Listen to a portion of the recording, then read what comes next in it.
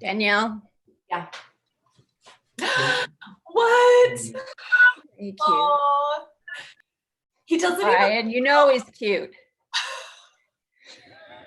He looks like a stuffed animal. I know. He's kind of naughty right now, though.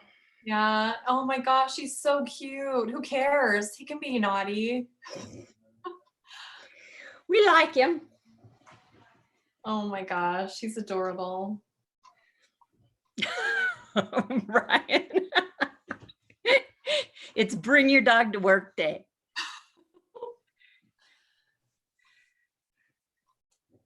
Have you seen The Office where Dwight Schrute's on the bouncy ball chair?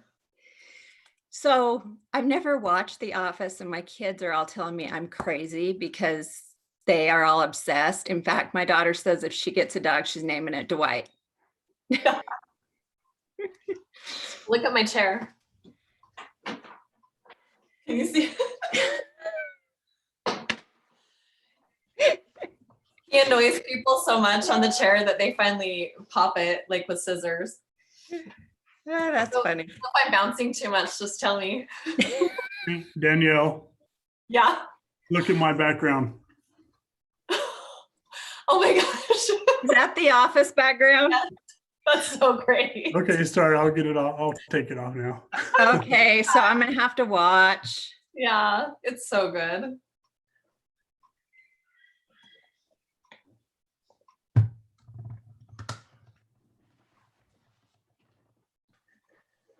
I want us to get chairs like this so we can all bounce while we're up there on the regular city council. And they have these things that you can put under your desk and you can pedal. So we'll all get exercise while we sit there for hours. Brian's in the Oval Office again. Is he? I can't see him yet. You're muted, Brian. You can't unmute. I don't know sign language, sorry. Oh, there's Greg. I can't see Brian. Good afternoon, everyone. Hello. Hi, Greg. Hello. Hi. Oh, there's Brian. He's got the cool office.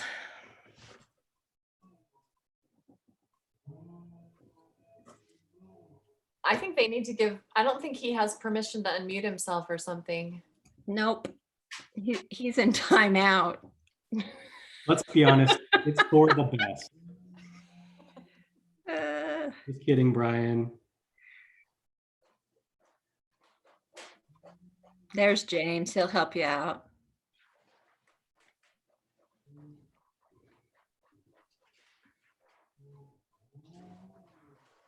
You know, the worst part of this meeting. Can you hear me now? Can hear you now. Thanks, James. Is having to stare at yourself during the whole meeting. Well, I guess you could just, stop the video and then you don't have to. Then you can. I wanted to just do like my Bitmoji up here or something. There you go. You could do that. It looks just like you, so you already do. No, yours looks the most like you of anybody.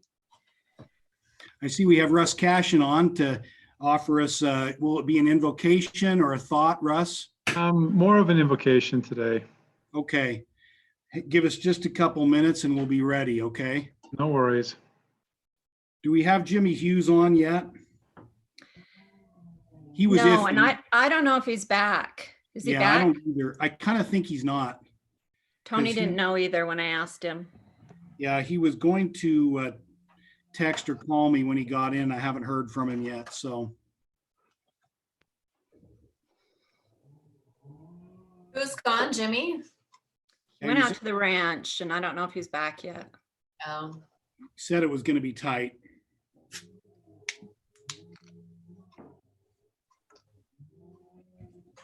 But we still have 5 minutes, so you know. Or 15 for him. Hey, Greg, I tried to call you. Sorry, I missed you.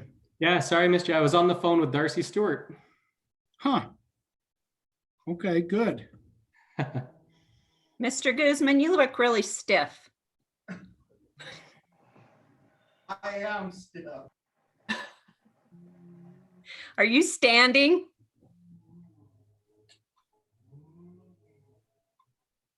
Oh, he's in your office, John? Here. I gotta have him in here to keep me straight. You need to move away from that window. You shined that up really well, though. There are some songs we could sing about It looks that. like I have a racing stripe down here. I'll have to go out to my car and get my sunglasses.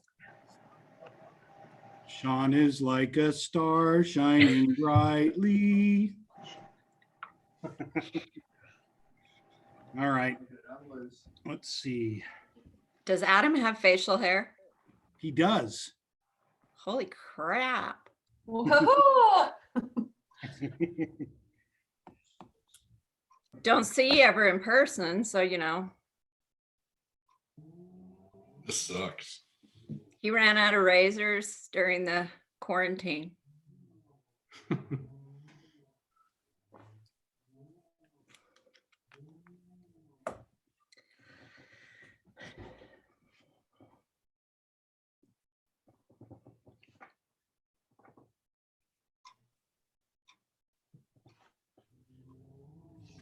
Man, I don't know about you guys, but my house is cleaner than it's been in years.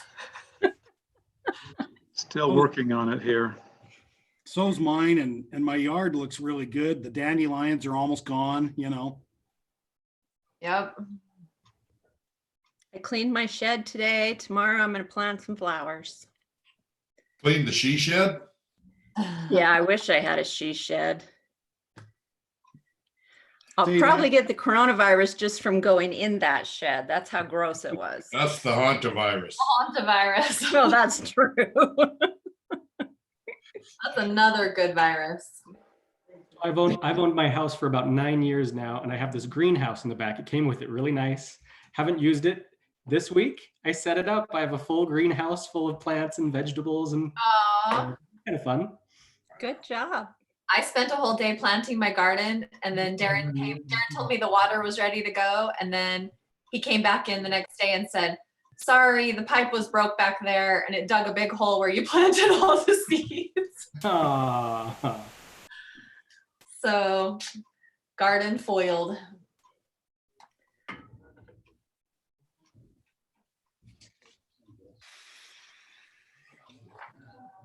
Adam, are you able to unmute yourself? Yes, I can. Thanks. Okay.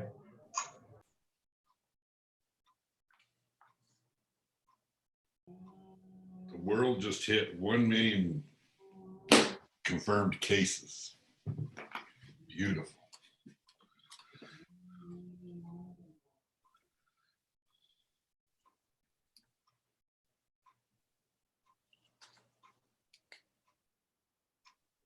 Well, if I don't quit wearing sweatpants to all my meetings, by the time we do start meeting in person, none of my clothes are going to fit. Oh my gosh, Michelle, I just saw a thing today that said every few days, try on your regular pants because sweatpants will lie to you. Yeah. Best part of this meeting is wearing sweatpants and being barefoot.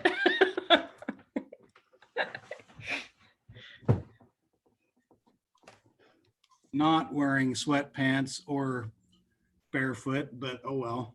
Yeah, well, you guys are at an office. Okay.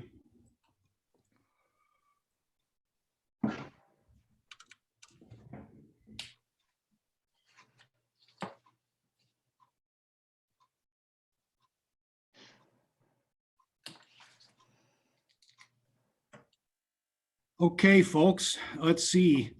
I'm just looking. I see Danielle, I see Michelle, I see Brian, I see Greg, and I see a bunch of staff members. I see several applicants. I see Adam. Well, I see his ceiling. I know he's there. And Sean Guzman, okay. And I see Russ Cashin. So let's do this. let's begin with our invocation provided by Russ Cashin. Appreciate you being here, Russ, representing your faith group and the St. George Area Interfaith Council.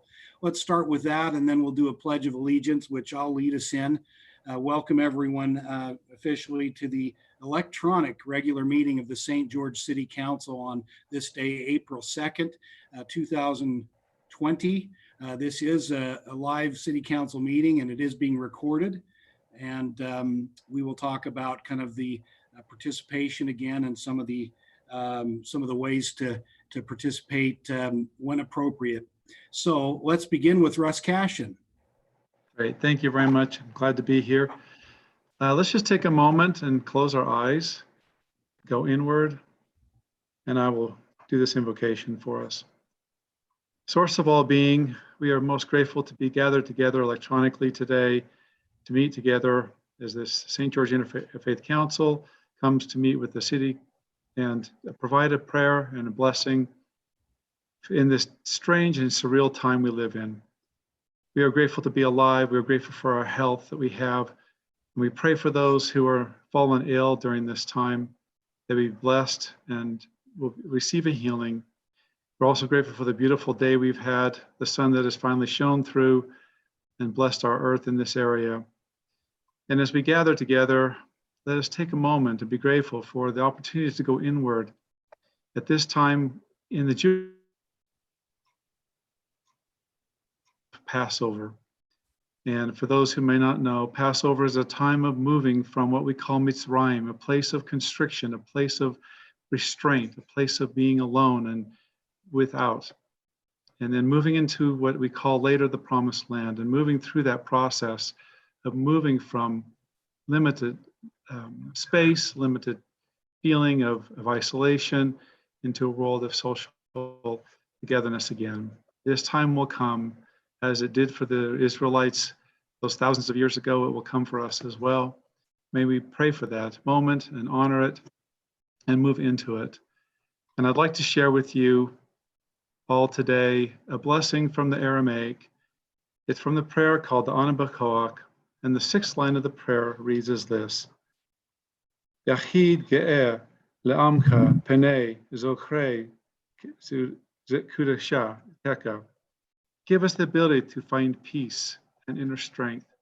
May this be our blessing, that we hold on to this as we move from inward to outward and set the example for others in our own strength and in doing what we know is right in these times, by honoring the requests of the health professionals and isolating ourselves and meeting in this manner so that we continue business and yet be safe in all of our endeavors. We pray in all that is before us and all of the oneness that we all share. Amen. Amen. Russ, thank you so much.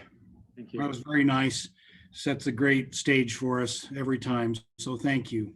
Thank you. And of course, you're welcome to stay on as long as you'd like, or as short as you'd like, as the case may be. All right. Thank you.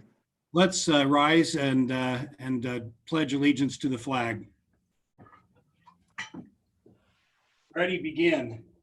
I pledge Allegiance to the flag of the United States of America and to the republic for which it stands, one nation under God, indivisible, with liberty and justice for all.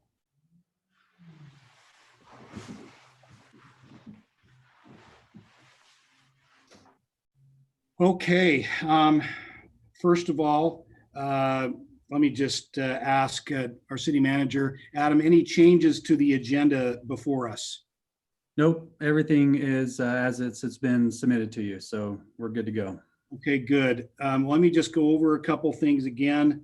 A reminder of those who are participating that this is a meeting broadcast via Zoom, and people who are allowed to comment during the meeting can also do so by Zoom. And we've got the login, the login information was distributed. And so those that are on, you should be able to, if you have a question or if the item is pursuant to to you if you're an applicant or if you are representing the applicant, then you would be able to speak. If you'll just click on the chat button, you could actually either just say in there that you'd like to speak. You also, there's a mechanism to be able to raise your hand. Sean Guzman will be watching that, I believe. Sean? And James Duckett will both be kind of watching that to make sure, and then they can notify me to make sure that you can be heard if it's appropriate. I'm just, in terms of, typically, again, it would only be applicants or their representatives, or in the case of a public hearing, of which I believe we have a couple. Do we have two? Yes. And then our public comments at the beginning. Again, that'll be important if we have any public comments at that time in the order that we go through the agenda, that you just raise your hand in the Zoom or in the chat, make that note to us, and we'll try to make sure we hear from all people. So also just a reminder, this is being broadcast live on YouTube. There's no way to participate through you can watch it, and hopefully a few people are watching it, or they may watch it later. Council, just a reminder that it's probably good when you're not speaking to mute yourself. Should do away with any background noise, and then unmute yourself anytime when you have a question, comment, want to have discussion, and of course as we're doing motions. As I did last week, I'll ask for roll call votes, and I'll name you by name so that you can say yay or nay, and we'll be able to proceed, make sure we've got an accurate vote in each case. Sean or Adam, anything else before we start officially on the agenda? Have I missed anything? No, Mayor. Looks good. Okay, then I'll start us with comments from the public. Just a reminder to those from the public, this is just a brief opportunity for anyone who would like to make a comment to the mayor and council. And if in this forum, I will give you up to 3 minutes. This has got to be on items that are not on the agenda or not likely to be on a future agenda. And again, limited to 3 minutes. You must be a resident of the city of St. George in order to do so. And of course, we all promise to keep it G and keep it respectful. So are there any comments from the public? And I'll ask Sean and James to let me know if there are any from the chat room. No, Mayor, I have no one on my chat box, James. James? Same here. Okay, good. And as I look through, I'm not seeing anybody waving their arms or anything wildly. So I think we're probably good. Wait a minute. Did I see someone moving their arms? No. Okay. So I think we don't have any comments from the public. We will move forward. Adam, I'll turn the time to you to take us through the agenda, starting with the consent calendar. All right, great. This evening on the consent calendar, we have 7 items. These are administrative in nature. Staff have reviewed all of them. We find that they comply with our requirements, and we recommend approval of these 7 items to the council. Any questions or any item that you'd like us to pull off, we can do that and have a discussion on an individual item. Council, any questions, anything you'd like to pull off the consent calendar for more discussion? Otherwise, I would entertain a motion. I'll make a motion to approve the consent calendar. I'll second. Okay, there was a motion by Michelle and a second by Danielle. Any discussion on the motion? Seeing none, those in favor, I'll start with Danielle. Say aye. Aye. Michelle? Aye. Brian? Aye. Greg? Aye. And again, I haven't seen Jimmy come online yet. Jimmy, are you there? Okay, that motion carries unanimously. Thank you, Adam. All right, item number 3 is a public hearing for the issuance and sale of our sewer revenue bonds. And this evening, we're joined by Jason Birmingham with Lewis Young Robertson Birmingham. And we have asked Jason to provide a very brief overview on this project before we open the public hearing. Very good. Jason? Where is he? Right there. Okay, whoops. It looks like he might not be able to unmute. Oh, there we go. Now we can. We just did. Good evening. How is everybody? Peachy. This is an interesting way to do meetings, but I'm sure you're getting more accommodating and figuring it out. Well, for the record, just quickly, my name is Jason Birmingham with Lewis Young, Robertson and Birmingham. We're the financial advisor to the city of St. George. Tonight, we have a consideration of a public hearing for the purpose that I think a few weeks ago, first part of March, when we did a parameters resolution, we discussed. I just wanted to provide a little bit of update on the market and a little bit about the process that we've gone through to this point. Earlier, I guess it was last week, first part of last week, Monday, we met with the rating agencies of Standard & Poor's and Moody's Investor Service. We did that through a virtual meeting, GoToMeeting, Zoom, similar to the process that we're going through tonight. Had a good dialogue with them, and we provided them with an update of the sewer treatment facility, the timing of when we were hoping to issue bonds, and we're just kind of in a wait and see time period right now to get our rating back from them. We anticipate having that Monday of next week. We also visited with a municipal bond insurance company called Build America Mutual, BAM, and they're a high-grade insurance company that provides credit support to municipal government. So between the three meetings, we had a very full day. We answered a lot of questions, a lot of concerns relative to the current situation we're all in with the COVID-19 pandemic and just the nature of economics, generally speaking, throughout the entire world. But the sewer system is a vital, service component. And so we think and anticipate that we're going to be well received by the rating agency. So we're just waiting for that to come back, and depending on where that rating falls, will help us to then further plan timing and how we might go to the market. And so that was the second item that I wanted to talk about briefly with the council this evening, is just kind of what we've seen in the market. As you've probably followed the news and seeing what the stock market in particular is doing, the bond market, and just the economics overall, we've had some real volatility. In particular, the municipal bond funds, which are typically some of the most secure investments, and during a time like we're in, typally it's where a lot of people like to park money, go take their funds and put it into these bond funds. Interestingly enough, we saw just the opposite because of this pandemic. Most investors were actually putting it in cash. So they took it completely out of the stock market, also took it out of the bond market, including the municipal bond market, and tried to park it for a while just in cash. And so as a result, we saw wide swings in interest rates.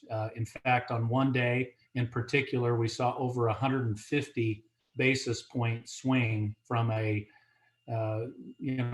market that before then was in very good shape in terms of our benefit to go to the market and issue bonds. So it really swung up. And then the CARES Act that was adopted, which was the $2 trillion response act that came out with the federal stimulus, it granted the federal government the ability to also purchase bonds. So they've been then starting to get into the marketplace, and they've really propped up the market. And so over the course of the last several days, we've seen it shift the other way, meaning that interest rates now have come down almost to the same extent that they went up. So all told, we're at a level that's still a little bit higher than we were when we visited back in I think it was March 5th, City Council, when we talked about interest rates then. We're probably maybe 1/10 to 0.2%, so 20 basis points higher than we were then.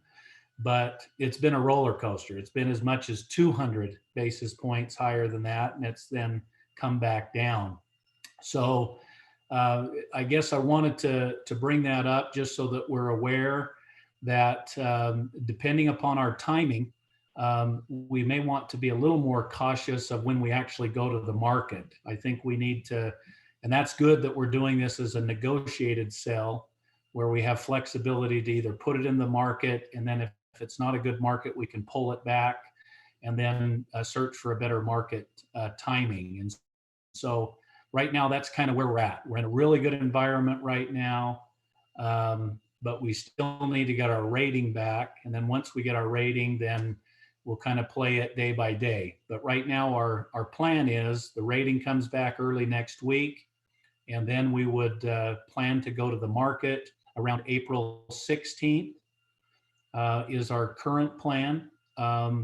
But we just want to assure you that we're making sure that there's plenty of flexibility to just make sure that we're not in a yo-yo situation where market's going up and down. So anyway, Mayor, that's kind of where we're at right now. Happy to address any questions if the council or anyone has any questions regarding that. Council, any questions you have? I know you know what this is for. This is one of those things that, as we've talked about previously, it really can't be put off. Something we need to do. And I'd leave any comments along those lines to Adam. But council, any questions, first of all? I just have one question, just so I understand, Jason. So say you go to market on April 16th and you feel like it's not a good time. Is that something, just help me understand how and when you make a decision that it is a good time? Yeah, can you hear me? Mm-hmm. Yes. Okay. Yeah, that's a great question. What we typically do is the day before, at this point, we're planning on the 16th. So the day before, we look at the market indicators, and a lot of those are driven by futures, the future markets. So, a lot of things go into that, like employment. We're seeing a huge uptick in unemployment claims, unemployment, benefits. So employment's a factor we look at. We also look at the treasury market. The best probably indication of what the municipal market is going to do is the 10-year treasury note. So where that 10-year treasury note is kind of going.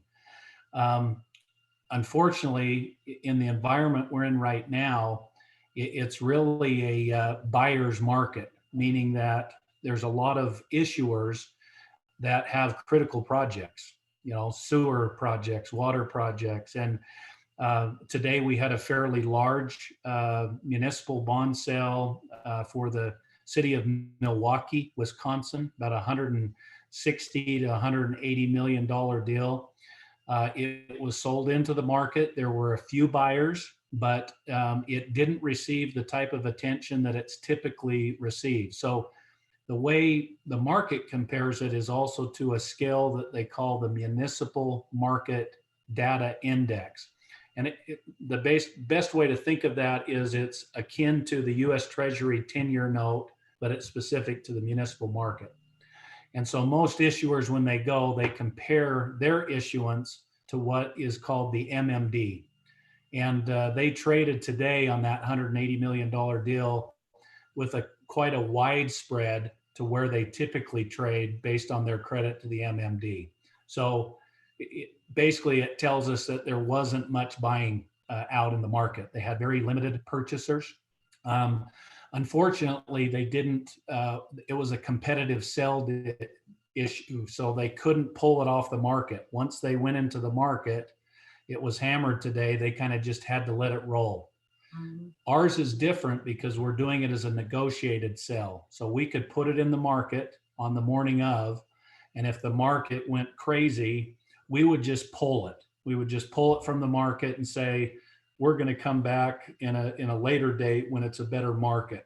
And competitive sale doesn't have that advantage, but the negotiated underwriting that we're doing does have that advantage. So we would just be working closely with Adam and his senior group that would be looking at this, and the mayor, and just making sure that we're in a good environment with good investors that are looking for it and so forth. With the feds being allowed now to purchase municipal bonds, that's really helped, but they haven't started doing it as of yet. So it's supposed to take place the 6th or the 7th of next week is when they're anticipating to get into the market. So that's a great question though, because we don't, unless our timing was such that we needed proceeds right now, we're better off to just kind of play it so that we can pick the right day.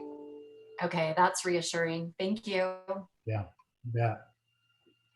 Thank you, Jason. Any other questions? Greg, do you have a question? Okay. Adam, anything else you would like to add? No, I was just going to make a comment that this is not a growth-related project. We're not, we're not pledging impact fees or relying on those to make the payment or to repay the bond. And also, this is a payment that we share with the other communities within the county that use the wastewater treatment plant as well. So it's not just St. George residents, it does affect other communities. Other than that, I think that's it, unless there are questions. Okay, then what I will do at this time is open the public hearing for anyone who would like to express their concerns or input, ask questions about this item, which is number 3 on our published agenda. And I will ask Sean and James if there's anyone in the chat area who's noted an interest in participating right now. Mayor, I don't see anybody in the chat room, and I'd ask James to talk about that and anybody who might be present. And that's correct. I don't see anybody either. And if you're looking at the participants, you'll see if anybody does raise their hand. But so far, nobody has.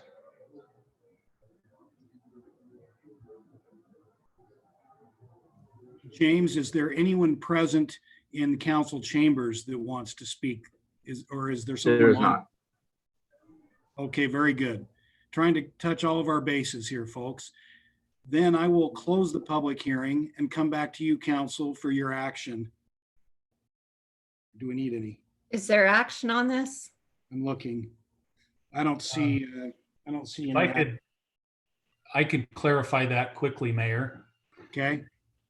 So yes, Michelle's point is there is not any action on this. The action you took was back on March 5th when you adopted the resolution, and you provided notice that you were going to hold a public hearing on it. And so it just required that we provide background of what the issue's about, and specifically one of the items on the notice is whether or not this would have any detrimental impact economically on any private competitor. Sewer's a little different, obviously, but that would be the nature of it, is if somehow financing this would put an unfair impact economically on someone that also provides sewer, which we're not aware of. If there's a competitor, it's news to us, right? Yeah, if it's a competitor, you might want to sell it, huh? Yeah. Anyway, so there is nothing required other than to take any notes, open it up to public hearing, and then close it. It's fairly simple. You do have a gentleman raising his hand. Yes, please make a note in the chat room. Do you know how to use that feature? If you go down to the kind of lower right of your screen with your arrow, you'll see chat. Please make a note in there. This is no longer a public hearing, so I need to just see what the item is. We can't hear you at this point, so if you'll just type something in the chat. If you can click that.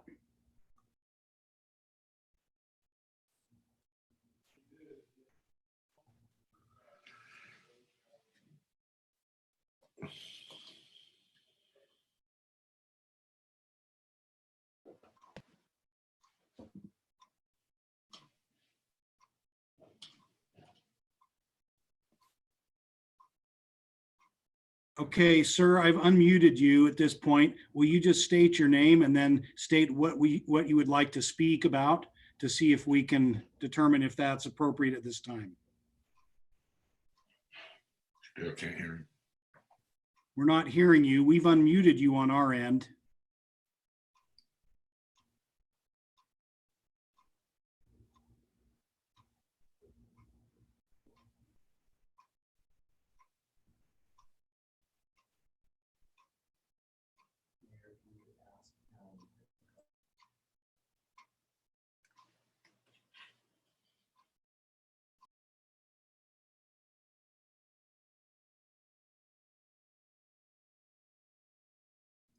Okay, sir, what I'm going to ask you to do is, if you can, write down this number. Have you got a pen? If you would write down 703-0160. And if you'll call that number, we'll have someone answer that and just see what we can do to help. We'll pause just a minute to wait.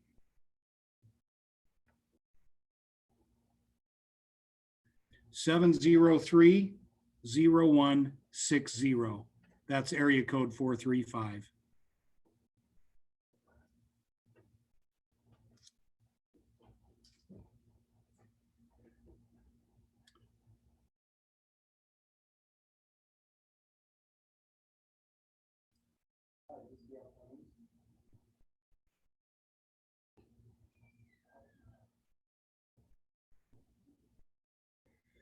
Council, if you'll just hang on a minute, the city attorney's talking with him.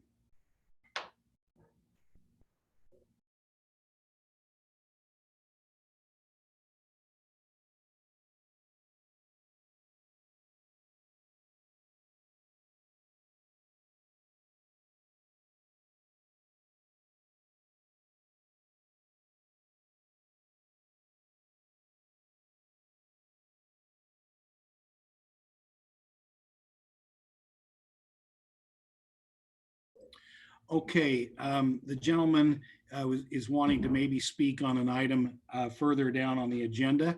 And so we will hold on and proceed. So again, on item number 3, we will not need to take any action at this time. As Jason said, we did that when we posted the date of this public hearing. So as he indicated, we'll just move forward now that we've met the requirements of holding this public hearing. And we'll go, Adam, to the next item. Okay, next is item number 4. This is a public hearing on an amended final subdivision plat, and Wes Jenkins is going to take us through this one. Okay, item number 4, and I'll try to share the screen with you, so hopefully this works. Hey, Wes, Yeah, before you do this, will you just tell me if there is an applicant or an applicant's representative in attendance today? Can you tell me who that person is so that we can be prepared to unmute him or her at the yeah, proper? we could not see anybody. We looked forward on the thing and could not see anybody or applicant that's online. Okay, if that changes when we get when you're finished presenting, I'll just make another call for if anyone wants to from the applicant's perspective. Oh, looks like Reed Scow is here for the applicant. Is that correct? Okay. Yep. Okay, so we will wait to unmute him, and it looks like Derek, someone is also here. Is that correct? Eric Judd. Okay. Yes, Derek Judd. Okay, so we will wait until Wes is finished presenting, and then we'll call upon them and unmute them. So go ahead, Wes. Thank you. Okay, item 4 is a public hearing in consideration of an amended final subdivision plat for the escapes at the Ledges Phase 5 amended by adjusting the building footprint of units 515 and 518, which are these units right here, which affects the common area, which the common area is a municipal utility easement. So basically the footprint of this building right here has changed, and that's their proposal, is to amend the final plat and with those changes. Okay, questions first of all, council, for Wes.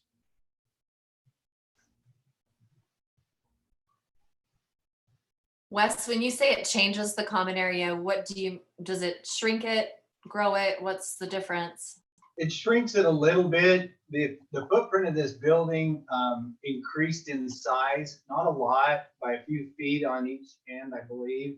And so basically the white area all around is common area. So by increasing the size of their footprint, it did increase into the common area, but not by a lot. So I noticed in the notes that it said that they had the approval from the HOA, but that they weren't able to get signatures from or permission. I was a little bit confused what that was meaning, like permission from whom?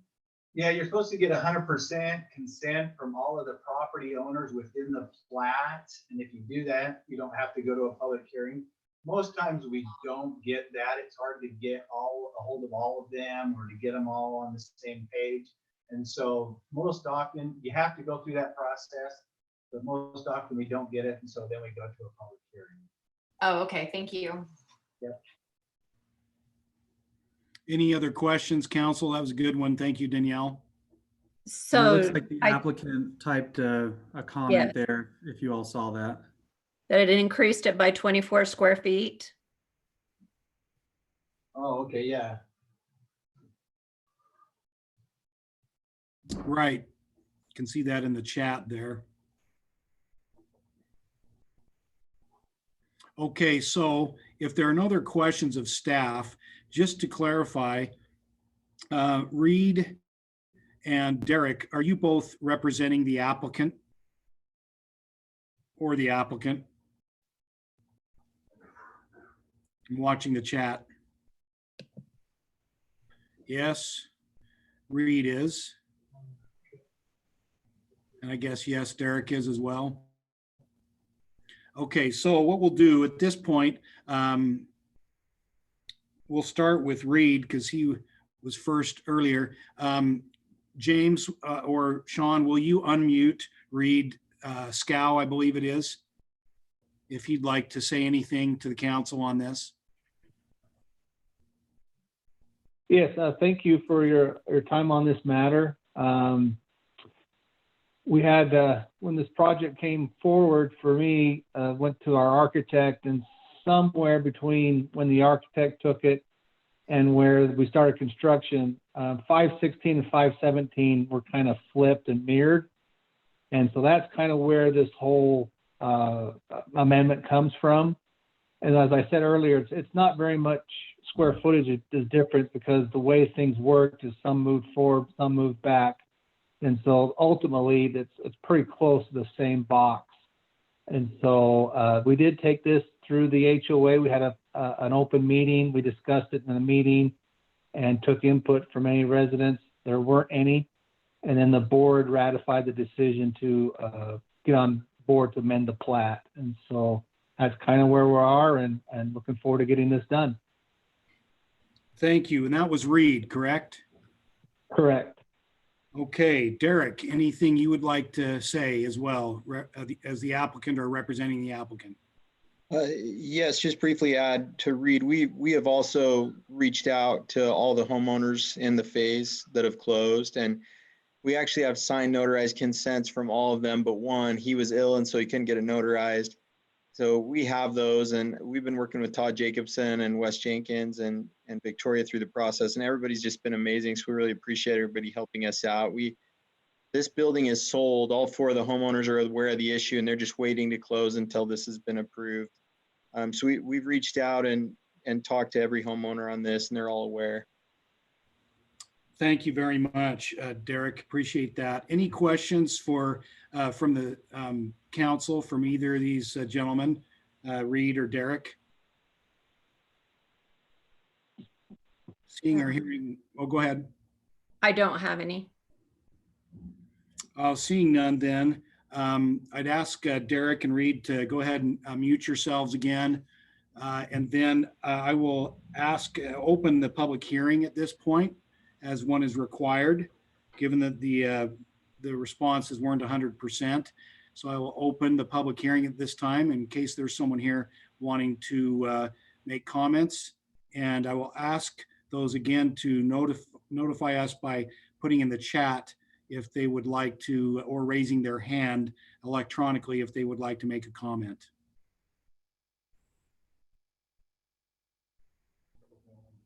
I'm not seeing anyone in the chat room. And again, as far as I know, no one in council chambers. Is that correct still? James? Nobody in the chat room and nobody is in this conference room. Okay, so seeing none, I will close the public hearing and come back to you on this one, council, for your action, or if you need any discussion first.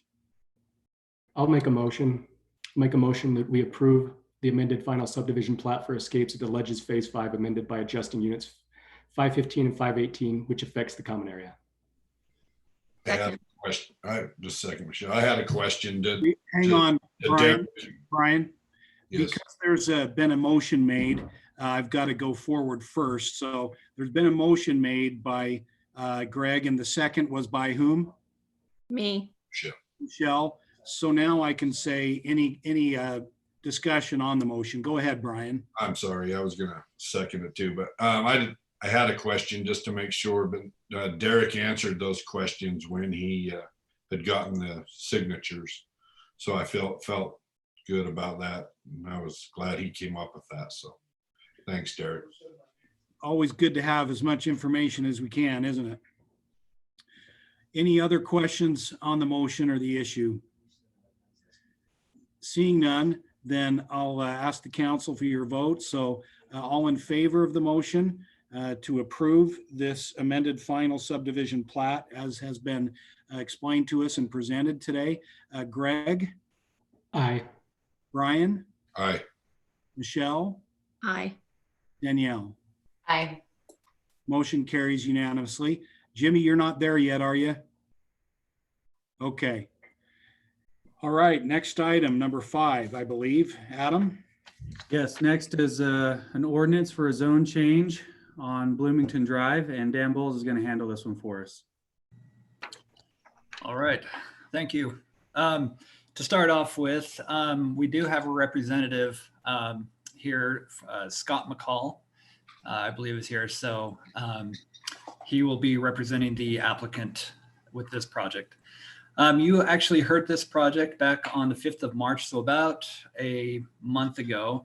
And in fact, last week made a motion to forward it onto this meeting. So just very briefly, as by way of a reminder of what this application is, the property is located approximately 3174 South Bloomington Drive, located adjacent to the driving range for the Bloomington Country Club. The general plan, and I'm gonna bring up this, sorry. See if I can do this as well. Okay, general plan calls for high density residential. Zoning map right now shows open space. The proposal would change it to a planned development, residential. And basically what the applicant has proposed in the past, and you may recall that some of the discussion from this, but proposed two-story buildings, approximately 27 feet tall, a 3-story building, which would be approximately 38 feet tall, and then one 4-story building. They were asking for a reduction in parking to 1.75 stalls per unit. Let me get to these pictures. And then 140 units originally. Last time we heard it, I believe that had gone down to 132 in order to get this this entryway the right grade that needed to be. Had 32% landscaping, and I believe that's it by way of just a brief overview. As of even just a couple of hours ago, the applicant is going to ask for something slightly different. And so that will take the number of units down and lower the height. And so I'll let the applicant discuss that in further detail. Hello, good evening, everyone. Hi, Scott. You can hear, good. We propose to lower the building 4, the 4-story building, to a 3-story building. And that should also allow us to bring the parking, well, it will allow us to bring the parking up to 2 per unit with the full guest parking. So that's the only significant change since we last presented. So there was only Scott, there was only the one building that was 4 stories, is that correct? Correct, yes. Kind of where the driving range is, kind of that area?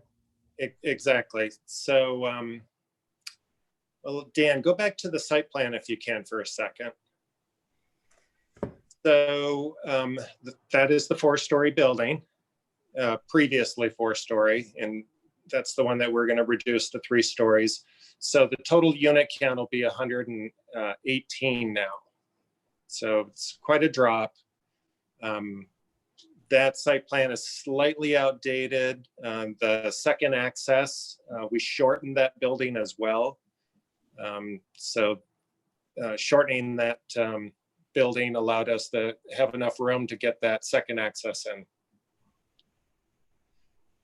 So that's really the only change. I hope that's sounds good. Sounds like an improvement. Can you state again how many units fewer this would mean? I'm sorry. Well, it was 140, then it went to 132, and now it's 118. So Scott, tell me in each unit, how many apartments in each unit? Like, well, how many units in each building? So the 20 and the 20, I mean, the 2-story and the 2-story, do they have how many units? I'm not sure I have all of that information right now, but there was that letter that I circulated, the email a couple of days ago, that had broken down by the number of bedrooms per unit, and how many we lost by taking a whole floor off of building 4. I don't have that information, but it will be, it's nice to have my calculator here. It will be 14 units less. And again, that allows us to get the full parking requirement in. I think, Michelle, I can see that it's 10 units per floor. Is that right, Scott? That's building 1, and building 2 is also 10 units per floor. Building 3 is 12 per floor, and building 4 is now 14 per floor, and we're doing 3 of those. Okay. And each floor has, you know, a different distribution of 2-bedroom, 3-bedroom, 1-bedrooms, but there's not very many 3-bedrooms. I think there were only 22 in the entire complex, and now there's at least 2 less than that. So yeah, 2 parking spaces for every unit and the full complement of guest parking. Scott, will you say what the building height is again? What the building height will be on building 4? I don't have that calculated, but it would be the same as building 3. Yeah, let me look at that real quick. I believe those were about 38 feet tall, the 3-story. Yeah, that would be it. Yep. So Scott, is the layout or the site plan going to change at all? Or it's all just the same except you're taking a floor off of the 4-story? Well, and what you're looking at right now is what we're proposing for the site plan. Yes, so that is not the same as the original one that you saw the first time we came before council. That building has been shortened, building 4, and the parking lot has been shrunk a little bit because we had to lengthen the second access to get the slope, so it satisfied the fire department and engineering. So we achieved all those things. And like I said, eliminated that extra floor. So we do get, yeah, two parking spaces per.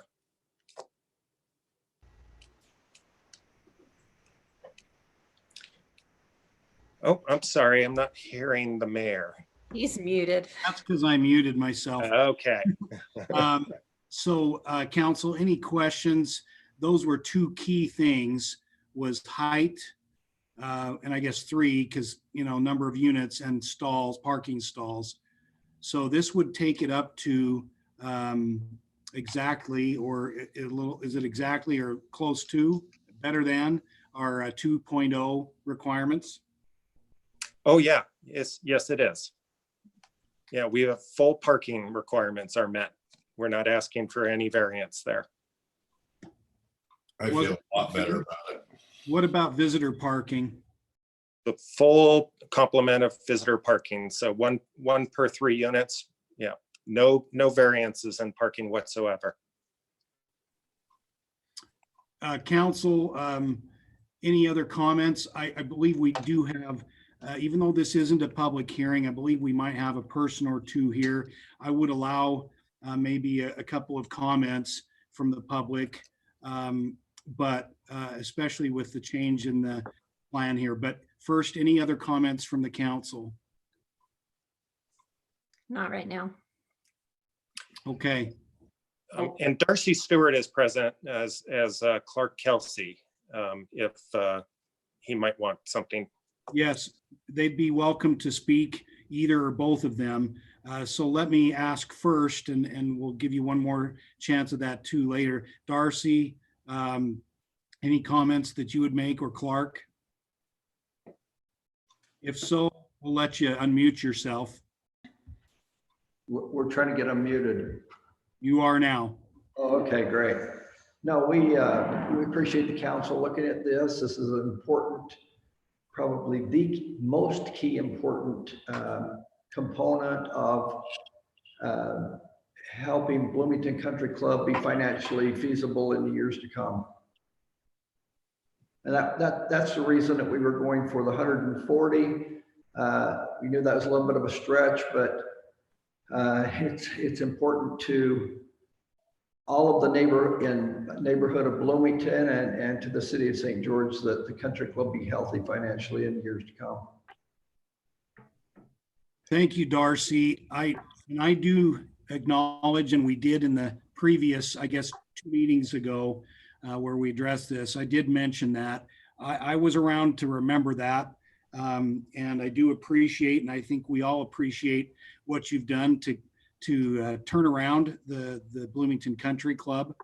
And so, you know, I think we would love to see a win-win out of this. So we do just want to make sure that we're doing the best we can for everybody. I guess it's maybe a win-win-win. If it can work for you and for the community and for the city, then that's good. Anything else, Darcy or Clark? No.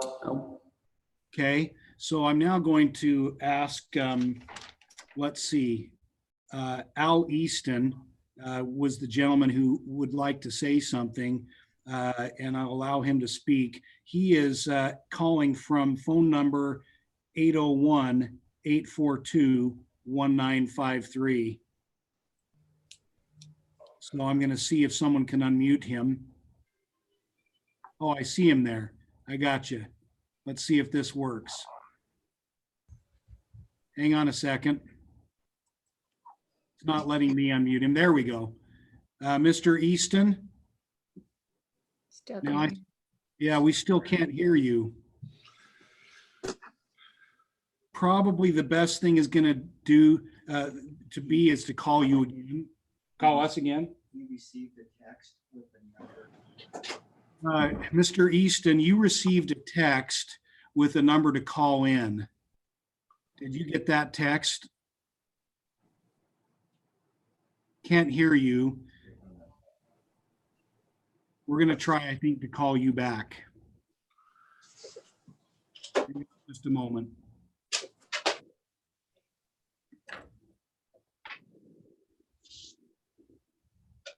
Hi, Teresa. I'm going to put you on speakerphone, and hopefully everyone will hear you. So hang on, the board will prompt you to speak.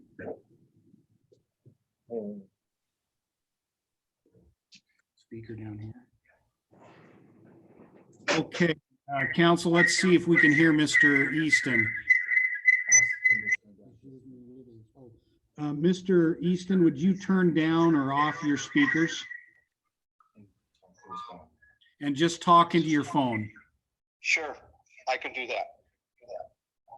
Can you hear Mr. Easton, council? You Can you hear me now? Yeah. Can you hear council? Here.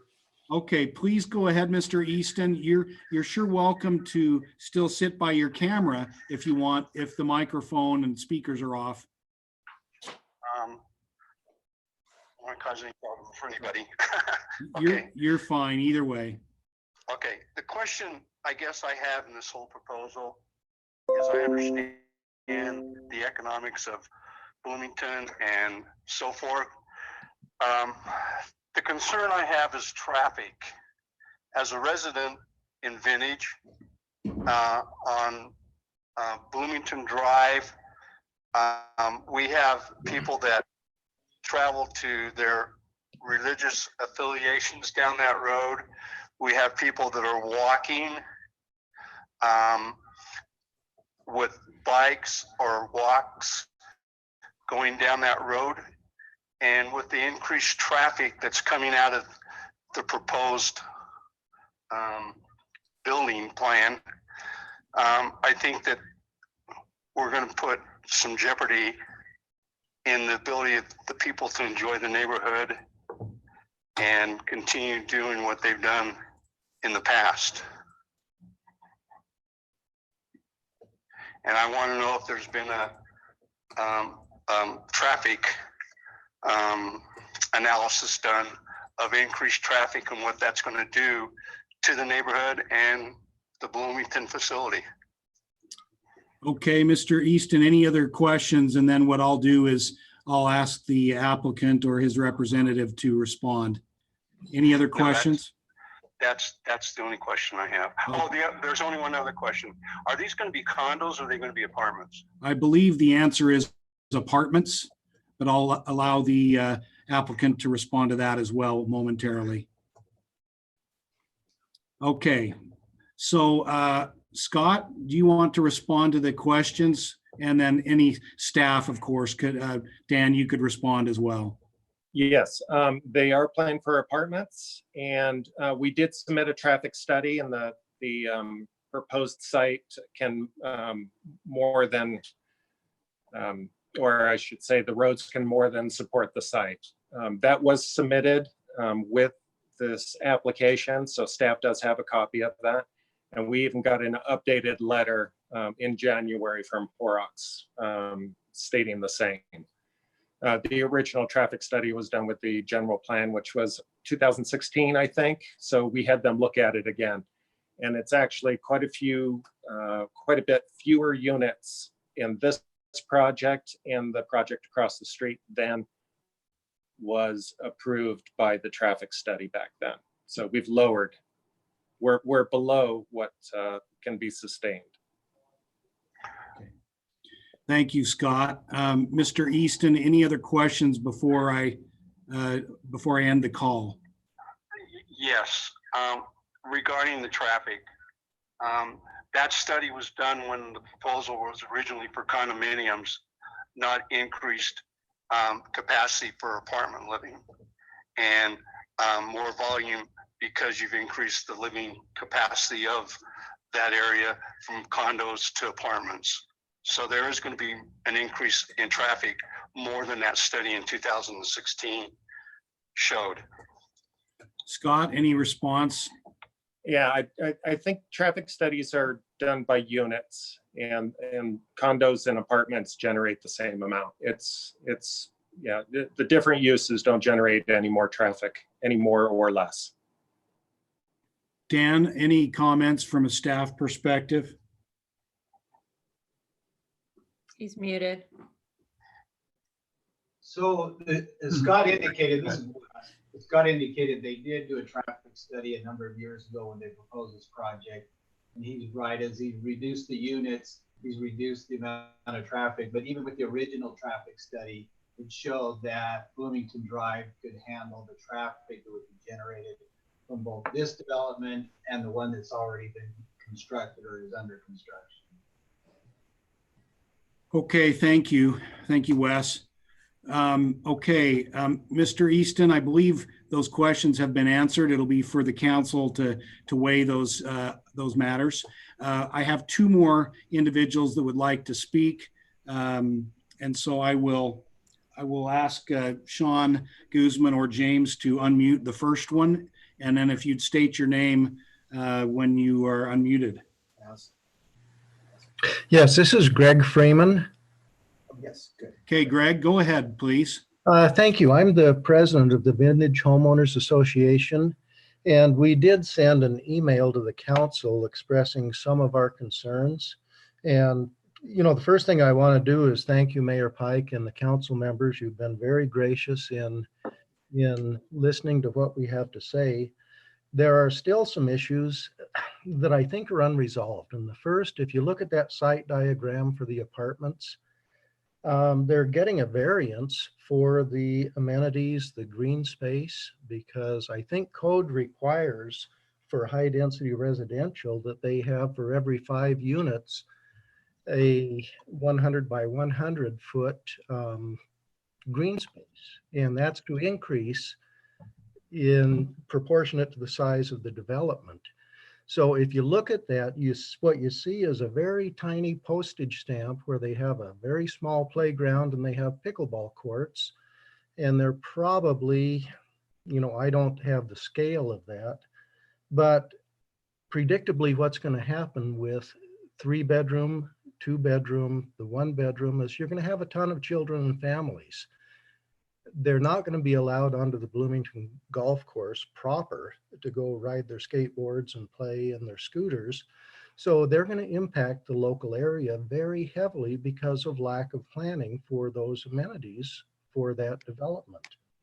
The other issue, of course, is pets. We have issues now with people coming into our development because we have sidewalks and grass. There's no grass in that proposed plan. What are people with pets going to do? They're either going to walk over onto the Man-O-War Trail, or they're going to come into the local neighborhoods to walk their pets. And whether they pick up the dog waste is a big concern for us. The only other thing I would ask is I heard at the other meetings is the city is exchanging 2 buildable lots to the developer for non-buildable lots at the other end of the driving range. And I'm wondering why the city is supporting the development. Now, the only thing I would say is I've owned here for about 10 years. And the initial proposal by the developer was for low density residential, where the maintenance shed is now for the driving range. That was approved. It was pretty well accepted. 4 years ago, they came through with I think it was the Bloomington Villas. They've been building them across the street. What they told the council at that time is that was phase 1, and those villas were absolutely essential to save the country club.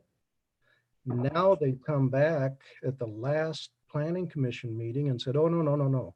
You know, our intent always has been to build these apartments across the street. So initially, the phase 2 for those Bloomington villas was to come into the area. They're now proposing apartments, but they were going to be condominiums. Our residents would accept that much better, but the question becomes, you know, how often can this developer come in and how densely packed can he put people in that area? Obviously, the intent of the developer is to make money. I understand that. But the long-term impact on the community and the local area, I think, would be devastating.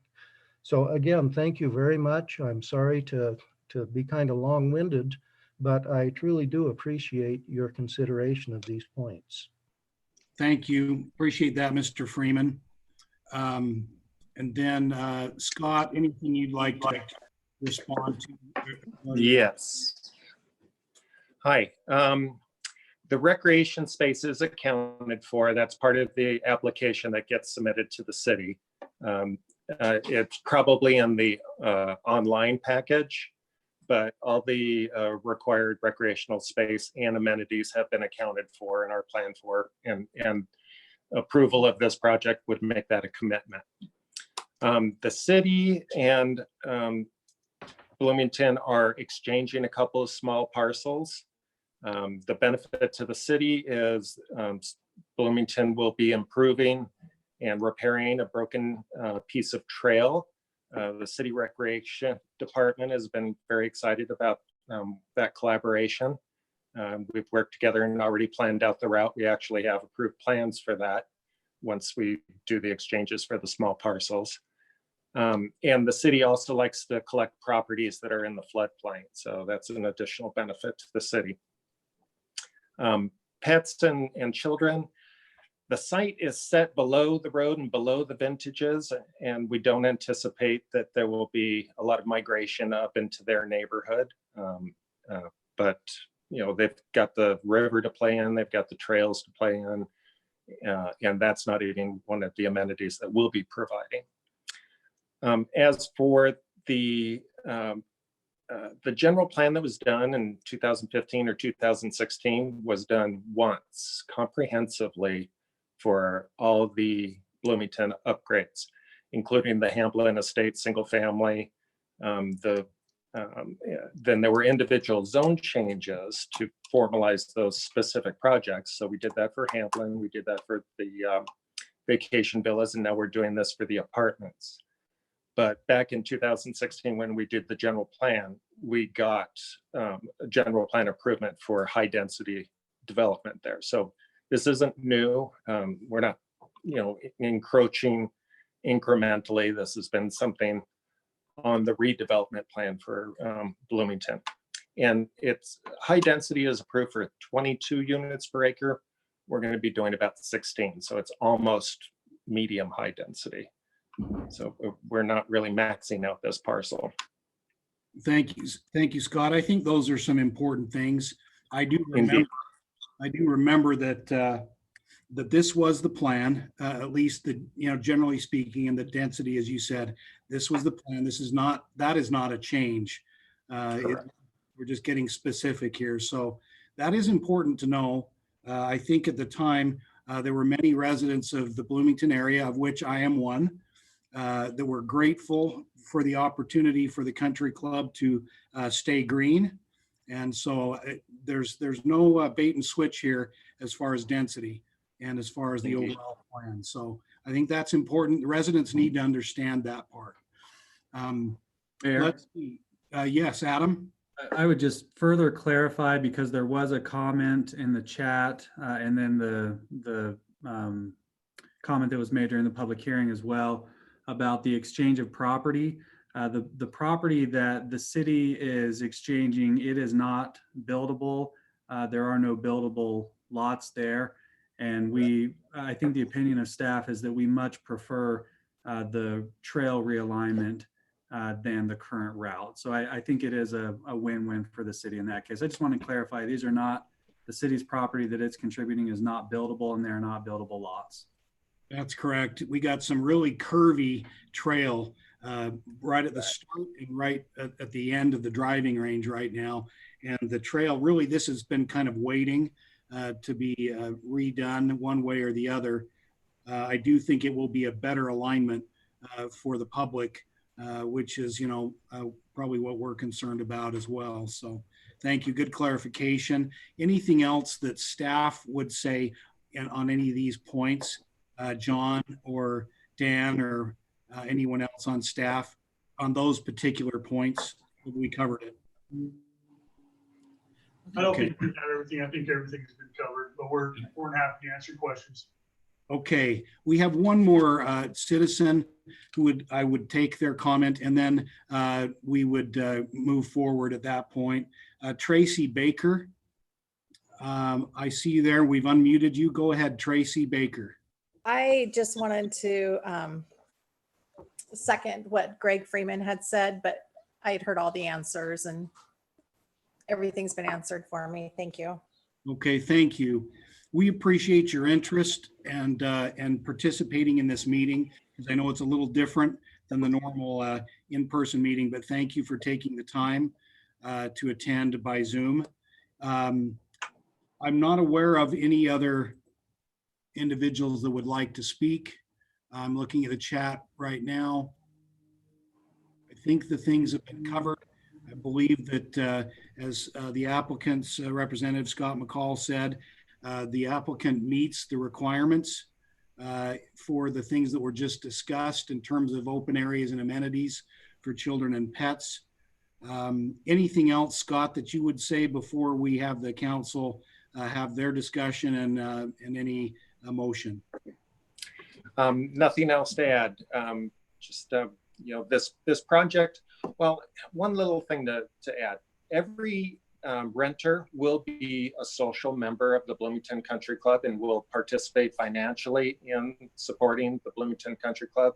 It really is important that we get as much density as we can to make this happen. It's been a super complicated project, and we appreciate your attention to that.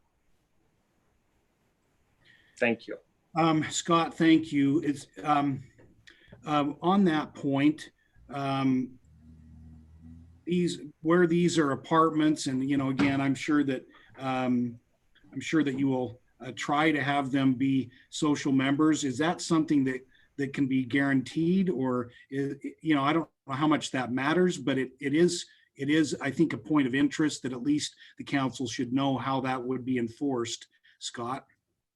I guess I'm not, since there's no CCNRs or anything, but we are committing to doing that. And that's part of the financial model. We need that to happen. We need that funding to go into the country club. So it's just, yeah, that's the reason. I knew that you mentioned that, in the previous meeting, I guess previous meeting. Yes. Okay. Council, do you have any questions, again, either for staff or for Scott?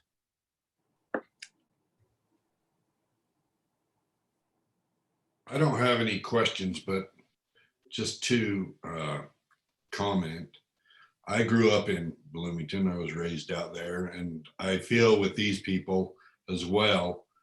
But with that being said, we are a growing city, and I think what they've proposed here is they're very nice and well thought out. And I think it's actually a good add-on, because I was like number 198 on the country club number there when we were growing up. And I would have loved to kept our city very small out there and quiet.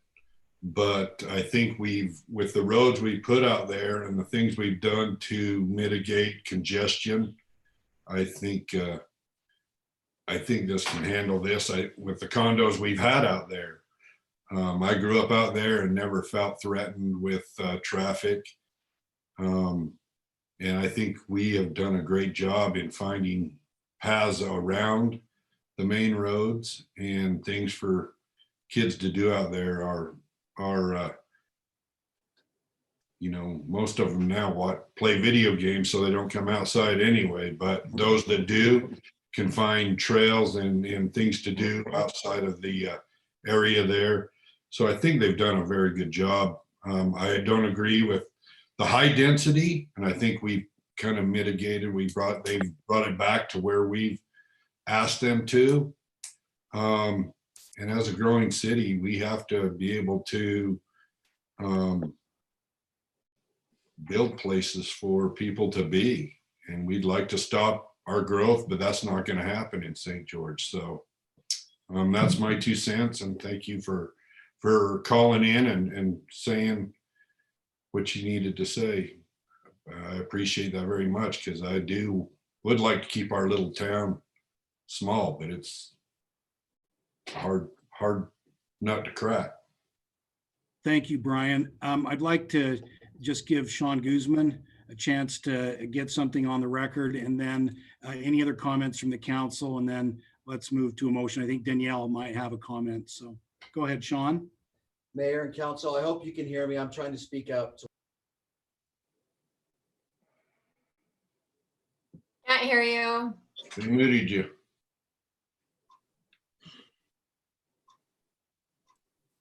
He was using your microphone, Mayor. The reverb. Okay, go ahead now. Okay, yes, okay, now can you hear me? Yeah. Okay, what I wanted to get on the record is just to clarify that while the applicant has the plans to have them become, each apartment become members of the country club, there's nothing that says that they can stop doing that. It certainly should not be a consideration on your part, because there's no way to enforce that. And so I just want to make it clear, unless the applicant is stating they want that enforced in something recordable, I think you just say, do we look at the project and do we think the project is good, and not use that as a consideration, so that 5 years from now, if they stop doing that, that aren't people that felt like they were misled. I just want to make it very clear. So it has to be clear on one side or the other. Either we're going to require that, or the applicant is saying that they are agreeing to require that, or they're just saying that's something they would, an aspiration or something they'd like to do, but it's not a requirement. Does that make sense, Scott? Yes, it should be part of the final decision, it sounds like. I mean, Yeah, one way it is definitely, it's definitely the business model. I mean, we need funding for this, for the country club. So that's our intent. But Okay. I understand it can't be part of the decision making. Okay, Scott, Darcy, I was just trying to let you know that you have the option there. I don't think we're necessarily saying that you have to do it, but if that's what your commitment is, then I think the council would want you to make that commitment and a recordable instrument, if that's what's a consideration of their approval. It may not be. Right, that's up to the council if they want to make that a requirement of the approval. We don't have to, but you've heard Scott say that is their intent, but and it really is important to their success model for the country club. But anyway, I'll leave that to you, council. Any other questions or comments? Danielle, you might have had one. I did, but it looks like Darcy's trying to comment, so maybe we should hear from him first. Darcy? Yes, thank you very much. I think it's really important that the whole purpose of bringing more density there is for additional funding for the country club. But I think we need to listen to the market. We will charge these people all that we can, but if we can't because of the market, I don't think we need to be bound to that.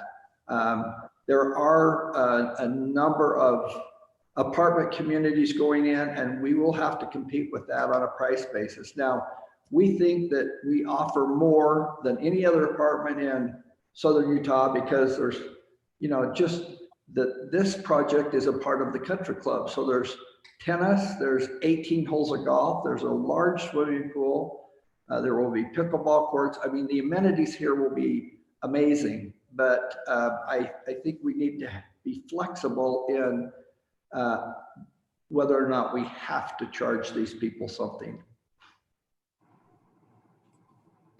So Darcy, I have a question, because we just received an email yesterday or the day before.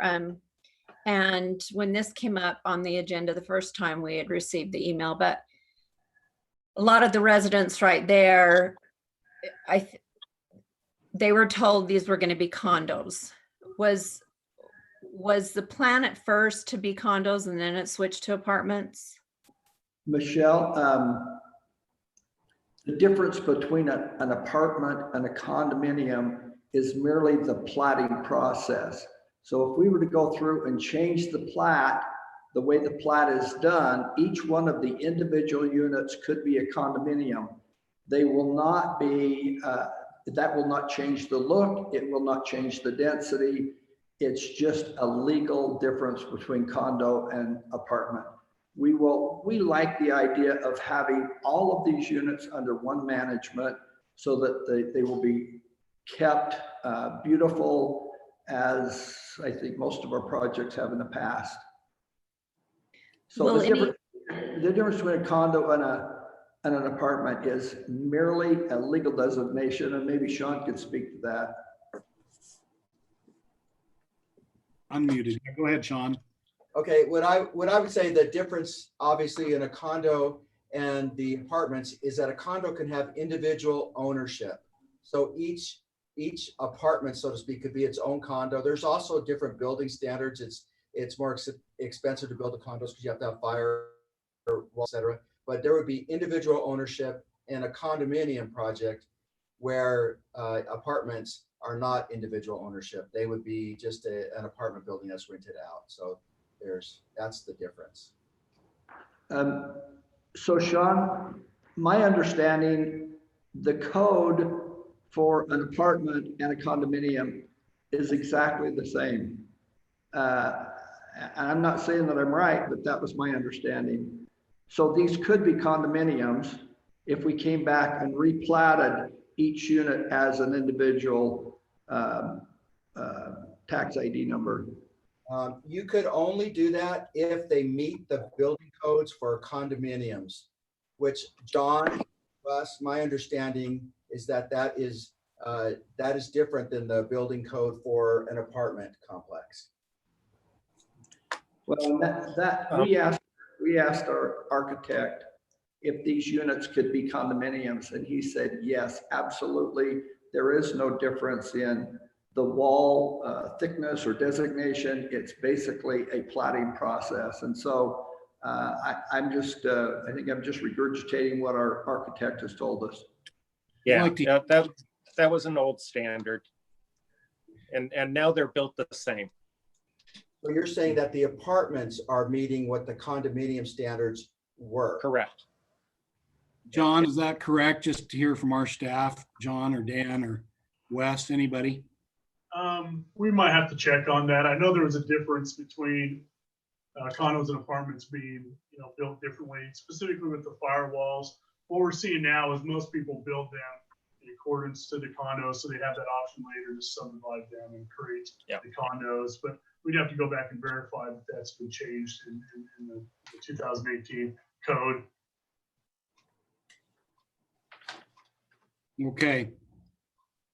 I just think, it goes back to if Joe was still here, he would say, a lot of people are NIMBYs, not in my backyard, but I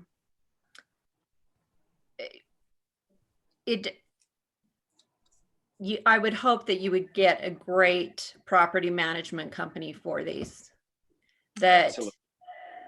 People don't want renters that are going to just go in, and we all know that you have that sense of ownership, then you take better care of something.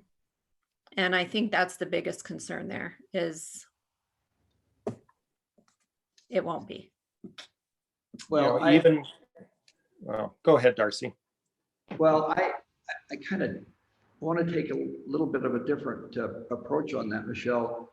If you look at every project that we have done, we've kept them extremely nice. That's our intent. That's our intent going in. And I think over 30 years, we've shown to the city that we've built nice projects and we've kept them nice over the years. So that's the intent here. We believe that the majority of the renters there will be age qualified people. We plan on having a full menu of activities for them, not only there in the units, the pickleball courts, but a part of the whole amenity. So this is going to be a beautiful community with people living there that are very proud of their community, just like I'm sure you are of yours. And I know, Darcy, that you think we've beat you up a little bit on this, and it was, I'm happy that you listened and went from 4 to 3, because the 4-story just seemed like too much right there in the middle of Bloomington. That we had some heartburn over that and the parking density. And you have done an amazing job with what you've done out in Bloomington.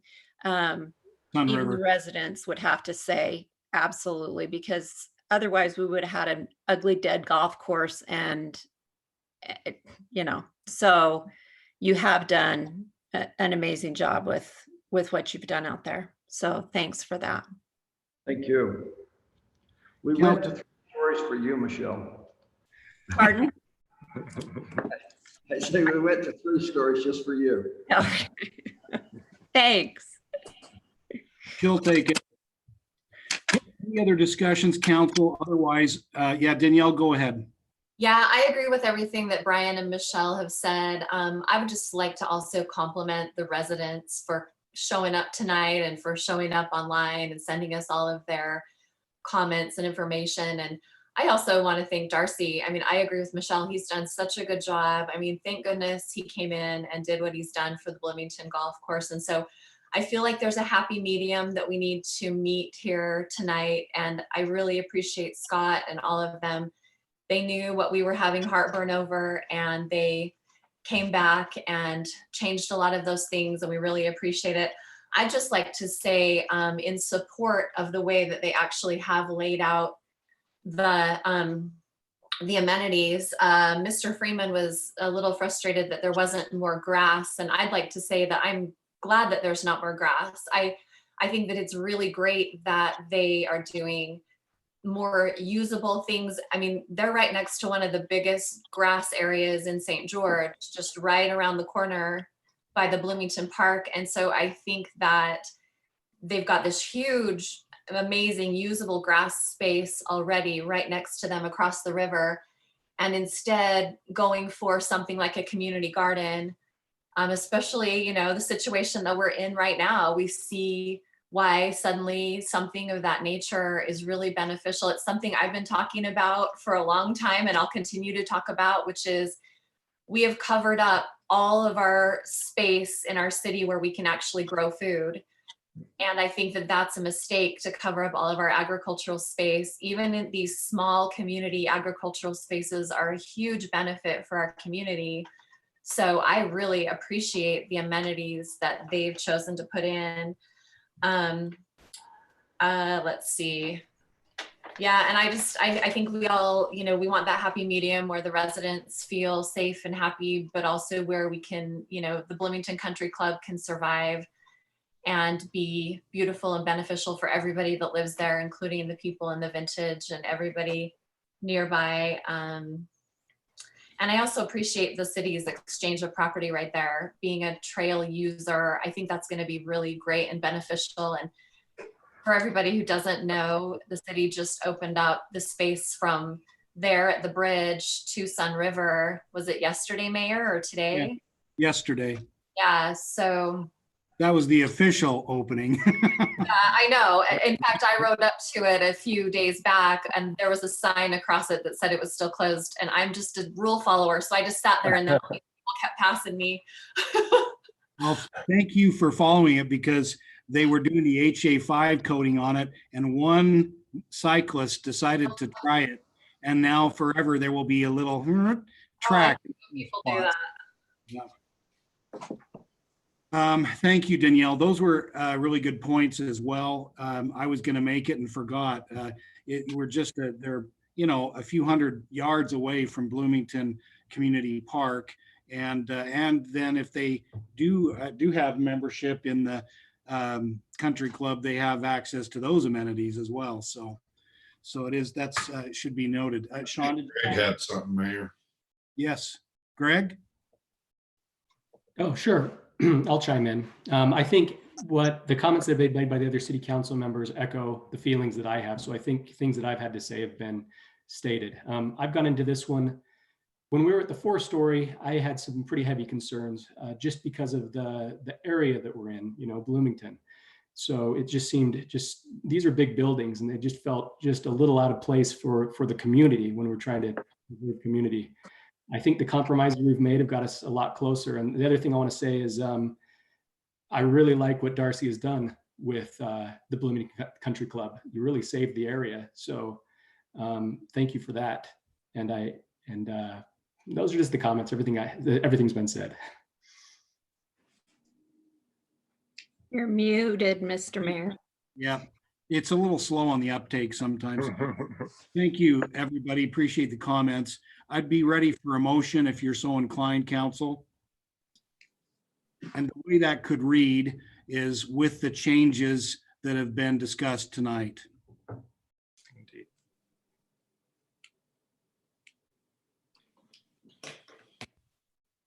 I've got like 3 electronics in front of me. It's ridiculous. Oh, me too. Sorry, I'm having a hard time getting back to it. No I'll hurry. make a motion to approve the ordinance for a zone change from open space to planned development residential on the property generally located at 3174 South Bloomington Drive, with the discussion had tonight that the 4-story building will now be 3 stories and there will be no parking variance. I'll second. We have a motion by Michelle with a second by Danielle. Any discussion to the motion or any comments from staff or legal? Seeing none, those in favor, starting with Danielle. Danielle, say aye or yeah. Say aye. Aye. Michelle? Aye. Brian? Aye. Greg? Aye. Motion carries unanimously. Thank you, everyone. Thank you to Scott and to Darcy, Clark. Thank you for being here. Thank you to the neighbors and all those additional residents that have been involved through the process. And thank you to our staff. This matter is concluded. Thank you. Thank you. Thank you very much. Thanks, everyone. Thank you. Thanks, Adam? Scott. All right, Mayor and Council, item number 6 is an ordinance to amend city code to allow for electronic bid openings. Right now, we're required to do those in person in public. And so this change, which has been drafted to accommodate the current situation we're in, would allow us to do those electronically. Makes sense. I'll make a motion to, Hey, hang on just a second. never mind, I won't. Sean? Just wanted to point out that really under the current state law, it allows for electronic bid openings, but our ordinance did not, and the ordinance has to allow for it. So this will become a permanent option, even after the governor's executive order on the other, our current council meeting, for example, expires. This one will continue to the future and probably will be utilized more often now that we're getting used to this electronic format. So, Thanks for that. That's good to know. This doesn't expire at the end of this emergency. Okay, now Michelle. I will make a motion to approve the ordinance amending the process for bid openings to allow electronic openings. Second. Motion by Michelle with a second by Brian. Any discussion? Seeing none, all in favor, starting with Greg. So Greg, Aye. Michelle, Aye. Danielle, Aye. and Brian. Aye. Motion carries unanimously.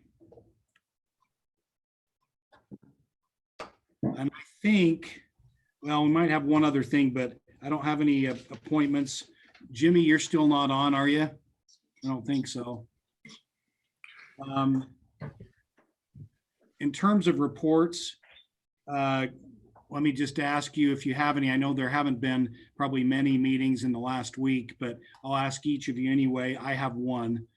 Danielle, do you have any reports? Sorry, did you say my name? Yes. Okay. No, just that, I mean, I think I reported this last meeting, but I'll just reiterate it, that the Dove Center, if anyone's in need of their services, they have moved things to mostly an electronic format, but still totally available. So I don't know if we need to make that obvious to the public or if there's a good way for us to state that. I mean, they've been pretty good at sharing that around, but just be aware of that. And I just want to say, like, kudos to our city staff. Everybody's been working so hard. This is such a challenge. And it just made me think today, local is where America shines.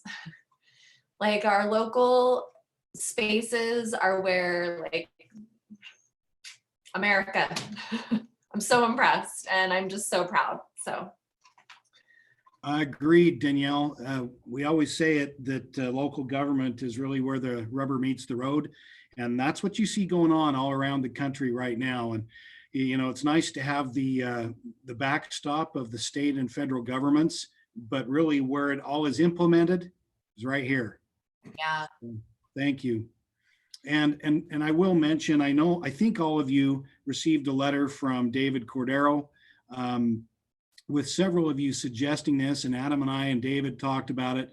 We're excited to kind of have each of us take an area, if you will, an issue that ties somehow to this COVID-19 experience, where you could maybe help us do a little bit of digging for meaningful information, articles, heck, even memes, whatever, and present that on social media with just kind of the buy off from David, so he can make sure that we're together on messaging.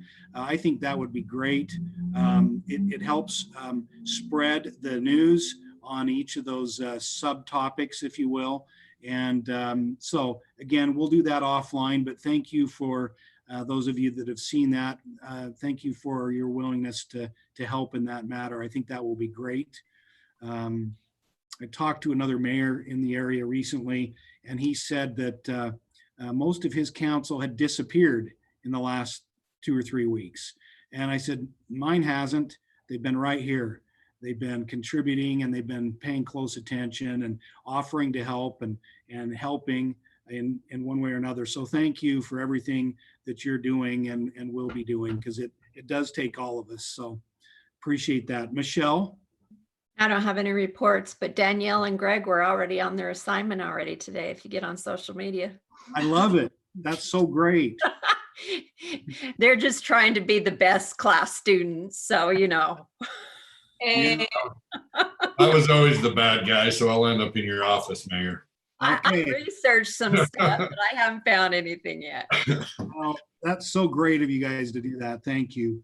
It'll make us really, I think it's a best practice, best in class. I was telling one of you, I can't remember which of you, maybe Danielle, I'd like that to be what we are, is best in class, if you will, not just the teacher's pet, but best in class in terms of an organization trying to communicate with our friends and neighbors, our constituents. Greg, any reports that you have? Sure, I have 2 reports. The first is I'd like to report on the Greater Together Small Business Fund that we've been working with. Please. So I've been on that, and I've been selected to help review some companies that are receiving these funds. I must say that the Chamber of Commerce is doing an incredible job managing this. It's going very smoothly. And we can see from the applications that I've seen, there are businesses out there that are definitely needing this, and definitely these funds will be applied in a good way. It will help families and our community be uplifted. So it's just going really well. So I'm happy to report positive things on that. Greg, before you go to your next one, Shirlane gave me an update earlier today that in total contributions now to the fund, we've reached $909,000. That's great. And folks, we've already had 58 applicants. That shows you how much need there is out there. We won't be able to meet everyone's needs, and there's some that may not qualify, but Greg, thank you for taking on that assignment with Shirlane to help review those. I thought that would be kind of right up Greg's alley. And so I asked him if he would do that, especially with his knowledge of our businesses in the area from his current and former professional life. So. Yeah, so that's going really well. And just to be on record, you know, there are, I would, if any businesses are out there watching this, I would recommend go to the Chamber's website, and you can find all the links for our local, our state, and our federal with the SBA programs that are available, and take advantage of them. That's why they're being done. This is unprecedented, and so we hope that we can all get out of this when it comes. Thanks, Greg. And your other update? My other update would be the Dinosaur Museum. We had our board meeting this week. So the Dinosaur Museum is closed, and they will be until the state lifts things. They're down to 1 employee, and they're just making plans for how to come back when the time comes. So hopefully that'll be sooner than later, and we hope that the community can support them when it's time, because I think it'll take a little bit of time for tourism to come up. So it might be a good time for the local community to go visit the Dinosaur Museum again when they come back open. Thanks. That's what we're going to need to do, isn't it? Right now, we're trying to support those that are still open, especially restaurants, but there will be a call to support those that are reopening at some point. So thank you. Good point. I do appreciate too, I'll just mention along those lines, I appreciate that there have been businesses that it's difficult to make these decisions, but that they have taken the governor's really, I would say, non-binding directive seriously, and they've closed or they've made modifications pursuant to that directive. And so I appreciate that they've made those tough decisions in an effort to be, proactive and precautionary. Brian, any updates or reports? Yes, we had our Dixie Center meeting, and Adam and I spent the county's money very well this week. Excellent. I'll let Adam kind of talk about that, but it was a good meeting. I was there for part of it, but I had to leave when somebody called me. So Dr. Blodgett. So Adam, anything else you want to say on that? Yeah, just so everybody's aware, we have authorized the county, particularly the WICA board, to engage an architect to do some design work on the Dixie Center, working towards a potential expansion. And when we had talked about this previously, we were thinking that we were going to try to time it, before all of the coronavirus stuff happened. We were going to try to time it so that the expansion could be completed in time for next year's Ironman World Championship. And we don't feel that we're going to be able to meet that deadline. So we're just going to take our time a little bit more, just work our way slowly and go ahead and get started on the design. Thank you, Adam and Brian. Anything else, Brian? Did you hear anything on pickleball and golf as far as from the lieutenant governor or the governor?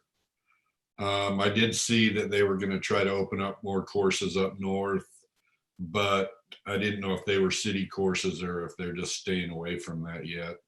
And pickleball courts are being used up there. I did see it on the news, but I know we have to do what we've got to do.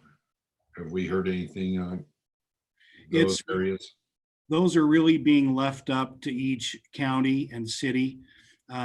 So you've got a mixed bag. In our area, I know that Santa Clara and Ivans and Springdale and Hurricane have all closed their park playgrounds and their pickleball courts.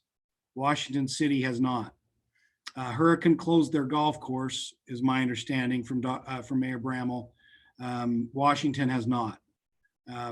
Salt Lake City reopened their golf courses, their municipal courses, with no carts and no access to the clubhouse. And just pay online. I don't know how they're doing that part. I think, frankly, that's fine. In fact, great, because then they won't come here. Because right now, I think we're still at that point where we really do need to send a message, as tough as it is, that they ought to stay as close to home as possible. And the governor has asked them to do that. He hasn't specifically said close golf, close pickleball. He hasn't gotten that detailed and doesn't want to. But he said, don't gather. And certainly, even with recreation and exercise, he said, don't do it with anyone except in your immediate household. So I think that that's the trouble is, it's just hard to regulate. It's tough enough just to have these places be closed, like Pioneer Park, which we made the decision to close a few days ago because there were just too many people gathering and not taking it seriously. So we made that tough call earlier this week, as Adam informed us of. I think at this point, my position, and I think Adam's position would be that we maintain what we've decided to do and keep watching. As I've been to meetings with the mayors, the county commissioners, Dr. Blodgett, and others, the hospital, physicians. It appears that we certainly don't believe we've peaked yet. They believe that'll probably happen in the state somewhere near about April 23rd, maybe a little later for us, could be a week later, but that's kind of what they're saying. And we're just watching that. The state is making a huge effort to try to increase testing and to speed up testing. I've spoken with a couple of you about that. We're volunteering to see how we can help more down here for kind of a satellite, area of testing. We'll see what happens there, and even different types of testing that can be faster. Some of us are aware that it's taken sometimes up to 5 days for someone here to get test results back. So Brian, to your point, I would recommend that we kind of hold at this point to what we're doing and keep watching. I think most people in our community are really doing a good job given the situation. But I still think we can work on communication and on sending the message up north that this isn't the time to come later when we're all well. Any comments on that side of stuff, Adam, before I go back to Brian? Yeah, it's been really interesting to look at the feedback that's come to us since that decision last Friday. And initially, it was exactly what we expected. People were really disappointed. And I totally get that. You're stuck inside and, maybe that's your thing, that's what you do. You go golf or you play pickleball. And so we understood and expected that those communities would be disappointed. We saw that some even had some makeshift pickleball nets, constructed out of various materials that they were able to go and just kind of play on their own once the nets were down. Since then, though, it's been really interesting, and I don't mean to downplay the opinion of those who think that they should still be open, but I would say probably an overwhelming majority of the comments that we're getting back at this point, whether it's social media or email or phone calls, is probably criticism that these people feel that we're still not doing enough. And I think that sentiment is probably at this point a majority within our community. And so I do respect those that wish that it were still open and available right now, but I think this is the right decision, at least for a little bit longer, and let's see how this plays out. With being on the leisure and doing my leisure social media, I just wanted to get kind of back in there. And I agree with everything that we've done. I just wanted to make sure that we weren't going to change. There was no other thoughts coming in at this point. I think we're doing the right thing, and as bad as I hate it, but that's what we do. And all of us have made sacrifices in different areas. I know. I'll say this. I think we are ready and anxious to change our minds and reopen golf and pickleball. I'm ready as soon as we feel like we're there. And we've even got plans to reopen with some changes. We're just probably not quite there yet. Well, and where it's a huge revenue for us, that was one of my concerns. As far as the golf goes, we don't want to lose anything any more than we have to, as well as everybody else too. But we don't want to bring people down here too quick and reopen things. We're doing a good job right now, so I agree. I just wanted to make sure that we're all on the same sheet of music with each other. I appreciate that, Brian. And I think, the thing that I'm most pleased about is we are not making these decisions, any of them, based upon money. And I'm really proud of our organization for that. I'm not going to say what other cities are doing because I don't know, but we were having one of the best golf seasons at our 4 public courses we've had. So this was not an easy decision, and we were really working even to the very minute that the governor made his directive on Friday last week ago, more than a week ago, I guess. No, almost a week ago. We had golf carts coming additional golf carts to help us do one per family. You all know we talked about that, or one per person. And we decided when the governor made his announcement, the right thing to do is to just close them, at least for now. And so we'll see, as Adam said, this is changing on a daily and certainly a weekly basis. And anything we do will really try to get out to you immediately, either by a phone call or a text, to have your voice heard as part of these things. Some of it's moving really fast, obviously, and so sometimes it might be a hair later than we'd like it to be in terms of notifying or getting your opinions. To that point, Brian, do you have anything else before I go on? Nope, I'm good. And if you need anything, let me know. I'm still hanging around the house being bored. All right. I hope you get to drive truck once in a while. I haven't even got to do that. Oh, man. Slow everywhere. Hey, listen, Should have called you today to come help me clean my shed. I don't do she sheds. Yeah, there we go. So let me just mention the Zion National Park.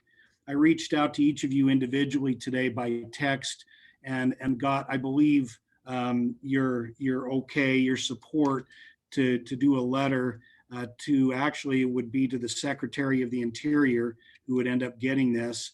It would be sent through Jeff Bradybaugh, the superintendent of Zion National Park. I realize this too has, its concerns, but as the Mayor's Association and the county commissioners, two of them, and Dr. Blodgett were in our Zoom meeting this morning, Jeff Bradybaugh indicated that they're still receiving, it depends on the week, but this week around so far 2,500 visitors. They go into the park, a parking lot at the main, entrance, and every day at the same time, so it's as kind of consistent as possible, they take a tally of license plates, and there's 60% of them are from other states. So it tells me we still have 60% of our park visitors coming from outside of our area. We don't know exactly where. A lot of those plates are California plates, but rental cars, who knows? We don't know where they're coming from.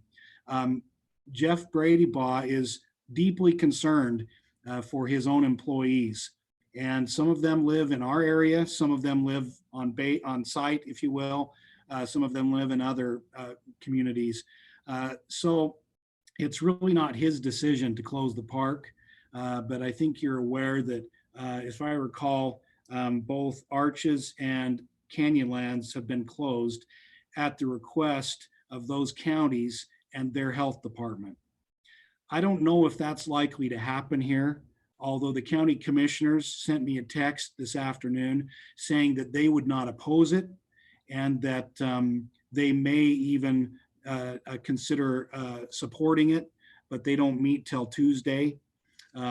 So they have reached out and told Superintendent Bradybaugh they wouldn't oppose it. So I would just like, again, this isn't an action item, but I'd like to have any questions you might have about this so that it's here on the record. I would like to proceed, if you're okay, based on all these things, the fact that there's still 2,500 to 4,000 visitors coming each week. I think it's too many, and I think it's too many from out of state, and we just don't know, and they don't know most of the time, Michelle, right? Our experiences, we just don't know. Even if we have symptoms, we don't know what we have. So anyway, I'd love to have your thoughts. I will tell you this before I turn it over to you. I would include in our letter, as did the mayor of Springdale, that he and we would want them to be able to ramp up quickly, kind of back to Brian's point and Greg's point on earlier things. If they were to have a temporary shutdown, don't get too comfortable. We'd like to ramp back up quickly when that time is right. And we'd be watching that with them. And that would be our plea as well, that continue to let us have input as you have in the past when the government shutdown happened, for example. Jeff Bradybaugh is an incredible guy, and he's really maintain good relationships with the cities and the county. So now, any thoughts that any of you have? I'll start with Danielle. Yeah, I just got an alert that the Grand Canyon was closed. It was. I didn't know if you knew that, but I mean, I guess I just say that because I wouldn't be surprised if the Secretary of Interior is already considering closing Zion if they've already closed the Grand Canyon. So Yes, and I don't know, but again, typically those come about because of the public health request. yeah. I know that's been the case in the ones in Utah. I can't speak to the one in Arizona. Well, my opinion is the sooner we can just hold still and get this thing under control so that we don't have people moving about so much, the sooner we can get back to normal. So I support it. Michelle, any thoughts?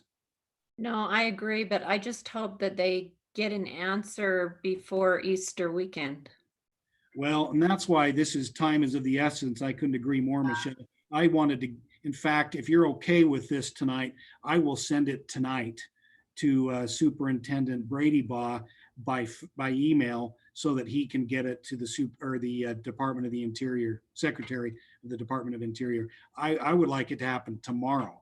I'm not sure that it's going to, probably won't, but it's just a message. I hate to have to send it. It's killing us, I know, but the alternative, it could be killing people really. So anything else, Michelle? No, you just want to err on the side of caution. And today I was listening to the Sunshine Caucus. They did a virtual meeting, a report on the session for the Washington County Republican Women, and Senator Epson said, I'm hoping that this was all overkill in the very end. You know, we all are. So you got to err on the side of caution. And I know just my family, Easter weekend, there's a ton of us that get together, 50 or so, big Easter egg hunt for the kids and everything. We're not doing it. And so you just don't want a bunch of people from out of town coming in and invading the parks and everything else. So thank you, agreed. And I desperately would like to see two of my grandkids come down for Easter, but they won't be. And we had plans to have them come down, and they're cute. Oh, the cute ones. Yeah. Like their grandpa. Anyway, thank you, Michelle. Yeah. Greg, any comments you would make? Sure. You know, it's a real tough one. I have a lot of friends that have businesses in Springdale, and I just hate to have, the park shut down and have their businesses keep going downhill as of right now. So it's tough. But at the same time, I agree. We do need to err on the side of caution. And as other parks around us shut down, and if we become the only option, then we're the place you're going to go. So I agree with it. One thing I'll make a quick note is last week, I went to the south rim of the Grand Canyon before they closed it. And I'll tell you, I was the only one there. And there's been like this big national debate on if they should close it or not. And how there was all these issues, but I was the only one. I have pictures of me, the only car in the parking lot. And then you know how you go out to that point, if you go down the big long pathway and there's usually hundreds of people, it was me. So it's just interesting how much things have changed over the last few weeks. They have, and certainly Zion's doesn't have anywhere near what they usually have, but there's still plenty, and especially on the weekends, the busy ones, So we do need to err on the side of caution. So. All right, thank you, Greg, and appreciate those notes. I know the mayor of Springdale, this is gut wrenching for him. In fact, he is one of the business owners. And so it's really a difficult thing. But Brian, comments from you. Greg, it was okay to take your wife with you. You don't have to social distance from her. I have to make a comment. I couldn't take my wife with me because of her current employment. You cannot leave. You cannot go into the state of Arizona. So comply with that. So you did that on purpose. So Arizona, just so you know, Arizona. These are crazy times. Arizona did a lot. They've gone to lockdown too, stay home. So that was my brother called me and said that the mayor or the governor had just shut down Arizona. So I have a friend that lives across the street from me that is the CPA for Zion's National Park. And I talked to him after I talked to you, Mayor. And that's one of their huge concerns was Easter. 2 weekends ago, it was packed and they had to close it down. So yeah, if we're getting that many people coming in from out of state and traveling, it's probably a good thing we put a, support this, because they have to stay somewhere, and they're gonna be in our town, and the town's all between here. So I think at this point, if we're gonna social distance and keep things clean, we need to have them do it as well. So. Well, thank you. I appreciate those comments. And even though it's not on our agenda, I would entertain actually a motion, just so this is on the record, for a support of a letter saying that we would recommend that Zion National Park be temporarily closed for the period of this emergency, for hopefully as little time as possible. So moved. Second. Okay, motion by Michelle. I'm not sure who got the second. Brian. Danielle did. Danielle. Okay, we're giving it to Danielle this time. Seconded by Danielle. Any discussion? All in favor of the motion, say aye. Aye. Greg? Aye. Brian? Aye. Sorry, I failed in my normal procedure. Yes, you did. I did, but Michelle, I heard her say aye, and I heard Danielle say aye. The motion carries unanimously, so thank you. Adam, is there anything else? I don't believe there is, and I don't believe we need a closed meeting. Nope, that's it. I need a motion to adjourn if you're so inclined. So moved. Was that, who made that? Greg. Greg makes the motion. Brian seconds it. Any discussion? Nice. Oh, I'm hungry and I can smell dinner. Oh, Nice facial hair, Adam. I gotta All take right, a so picture because wait we a look minute. like the Brady Bunch right now. We do. Just like when the lights come on and stuff. So Brian, are you in favor of the motion? Yes. Greg? Aye. Yes, aye. Michelle? Absolutely. Danielle? Hey, thanks you guys. That's a wrap. All right. Thanks to everyone who's been participating, and we'll see you in the funny papers. I'm excited Aye. to see y'all someday in person again. Wouldn't it be something? All right. We See ya. appreciate you. Thanks, Bye. Adam.